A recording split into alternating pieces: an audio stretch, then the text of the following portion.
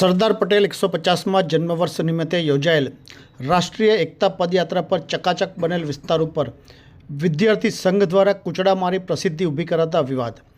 ગત 26મીના સરદાર પટેલની 150માં જન્મવર્ષ નિમિત્તે આયોજિત કરમસદથી કેવડિયા સુધીની રાષ્ટ્રીય એકતા પદયાત્રા પૂર્વે મનપા દ્વારા સદર વિસ્તારને ચકાચક બનાવવામાં આવ્યા હતા, જેના પર વિદ્યાર્થી સંઘ દ્વારા વીજ પોલ હોય કે જાહેર મિલકત પર તેમના આગામી કાર્યક્રમની પ્રસિદ્ધિ માટે કૂચડા મારતા વિવાદ ઉઠવા પામ્યાનું જાણવા મળ્યું છે.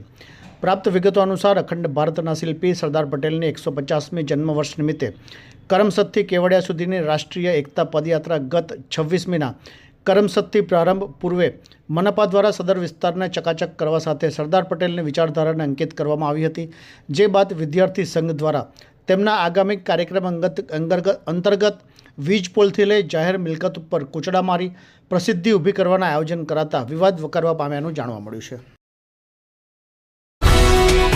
ये है हलचल टीवी नेटवर्क और आप देख रहे हैं हलचल टीवी न्यूज।